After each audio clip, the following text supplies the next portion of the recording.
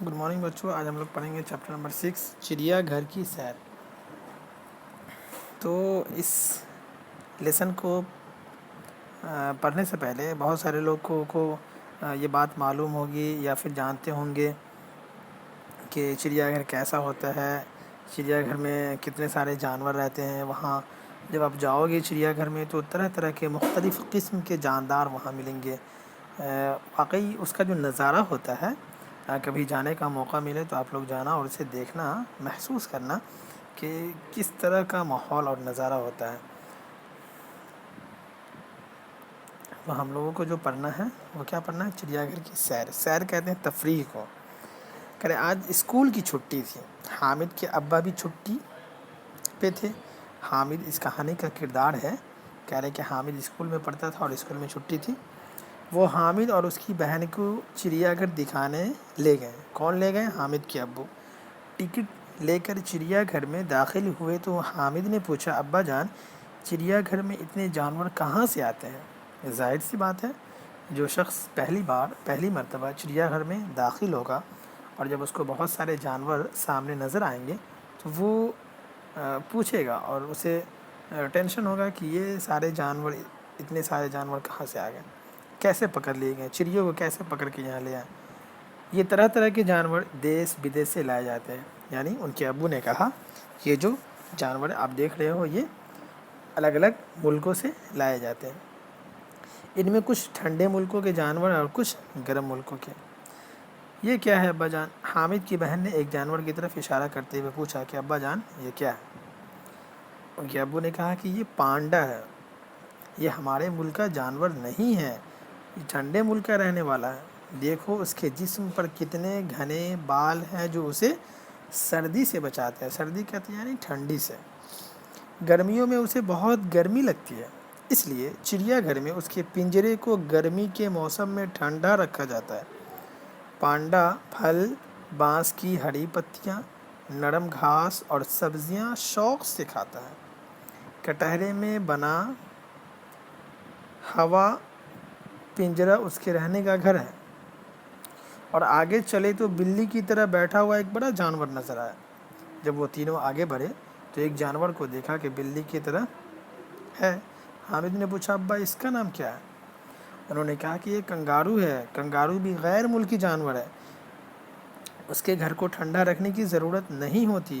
کنگارو بڑا ہوتا ہے اس لیے اس کو لمبے چوڑے اور کھلے کٹہرے میں رکھا گیا ہے. اس کی دم لمبی ہوتی ہے. دم کہتے ہیں پونچھ کو. تم کنگارو کے پیٹ پر بنی تھیلی سی دیکھ رہے ہو نا.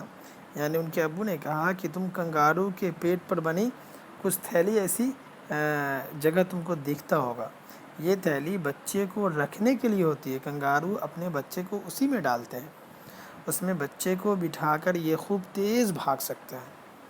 یہ اللہ تبارک و تعالیٰ کی قدرت کا کیا نتیجہ ہے کہ دیکھیے کنگارو اپنے پیٹ میں اس تھیلی میں بچے کو رکھ کر بھی دوڑ سکتا ہے. کنگارو کیا کھاتا ہے بچوں؟ پھل, پتیاں, سبزیاں اور نرم نرم گھاس کھاتا ہے. اس کو گیہوں بہت پسند ہے. اچھا چلو آگے چلیں. آگے بڑھے تو سفید شیر دکھائی دیا. ایک دم وائٹ کلر کا شیر دکھائی دیا. حامد کے ابا نے بتایا یہ جو سفید شیر ہے یہ ریوا کے جنگل میں پایا جاتا ہے جو کہ مدھیہ پردیش میں ہے. دیکھو اس کے رہنے کے لیے کتنی لمبی چوڑی اور اونچی باڑ باندھی گئی ہے. یعنی یہ جو وائٹ شیر ہوتا ہے, جو سفید شیر ہوتا ہے, اس کے رہنے کے لیے کیا ہوتا ہے؟ لمبی چوڑی اور اونچی باڑ باندھی جاتی ہے. اور یہ کہاں ملتا ہے؟ تو مدھیہ پردیش کے جنگل میں, ریوا میں. اس میں لمبی لمبی گھاس اور پیڑ ہیں.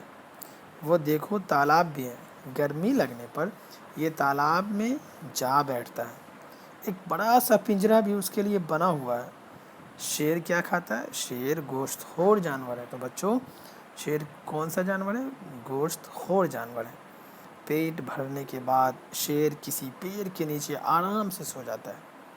ابا جان ذرا ادھر دیکھیے, وہ بندر کی شکل کا کون سا جانور ہے؟ حامد کی بہن نے پوچھا. وہ لڑکی پوچھتی ہے کہ ابا جان بندر کی شکل کا جو جانور ہے وہ کون سا ہے, اس کا نام کیا ہے؟ تو انہوں نے کہا کہ یہ چمپینزی ہے. چمپینزی ایک طرح کا بندر ہوتا ہے. یہ ہمارے ملک میں نہیں پایا جاتا. یہ ٹھنڈے ملک سے لایا گیا ہے، اسے گرمی بہت ستاتی ہے، یعنی چمپینزی کو بہت زیادہ گرمی لگتی ہے، اسی لیے اس کے پنجرے کو ٹھنڈا رکھا جاتا ہے۔ چمپینزی پھل اور سبزیاں کھاتا ہے، گوشت نہیں کھاتا، یعنی وہ شاکاہاری ہے۔ اسے دودھ اور روٹی بھی دی جاتی ہے۔ چمپینزی کو دن میں کئی بار کھانا دیا جاتا ہے۔ آگے چلے تو دیکھا کہ ایک بندر کٹہرے میں اچھل کود رہا ہے۔ تھوڑی دور پر نقل اتارتے ہوئے بندر، چھلانگیں مارتے ہوئے ہرن اور چنگھاڑتے ہوئے ہاتھی بھی دکھائی دیے۔ آگے بڑھے تو بارہ سنگا، چیتل، رچھ اور زراف بھی نظر آئے۔ یہ سب جانوروں کے نام ہیں۔ جیسے جیسے وہ لوگ چڑیا خانے میں آگے کی طرف بڑھ رہے تھے تو طرح طرح کی قسم قسم کے جانوروں سے ان کا موازنہ اور سامنا ہو رہا تھا۔ کہتے ہیں کہ طرح طرح کی رنگ برنگی چڑیاں اور طوطے دیکھ کر حامد اور اس کی بہن بہت خوش ہوئے۔ ظاہر سی بات ہے، وہ دونوں پہلی مرتبہ چڑیا خانے گئے تھے گھومنے کے لیے، تو طرح طرح کے جانور اور چڑیوں کو دیکھ کر کے ان کا من بہت خوش ہونے لگا۔ چڑیا گھر سے واپس ہوتے ہوئے حامد نے اپنے ابا سے پوچھا، اگر یہ جانور بیمار ہو جائیں تو کیا کرتے ہیں؟ تو ان کے ابو نے کہا کہ ان کے پنجروں اور کٹہرے کو روزانہ صاف کیا جاتا ہے اور سردی گرمی سے بچانے کا انتظام بھی کیا جاتا ہے۔ جو جانور گرمی برداشت نہیں کر سکتی اس کو ٹھنڈا کر کے رکھا جاتا ہے، اور جو ٹھنڈی برداشت نہیں کر سکتی اس کو گرم کیا جاتا ہے، اس کی جگہ کو گرم رکھا جاتا ہے۔ کھانے میں مناسب غذائیں دی جاتی ہیں اور کبھی کبھی ایسی دوائیں بھی دی جاتی ہے کہ یہ بیمار نہ پڑے۔ پھر بھی اگر کوئی جانور بیمار ہو جائے تو اسے جانوروں کے اسپتال لے جاتے ہیں اور اس کا علاج کیا جاتا ہے۔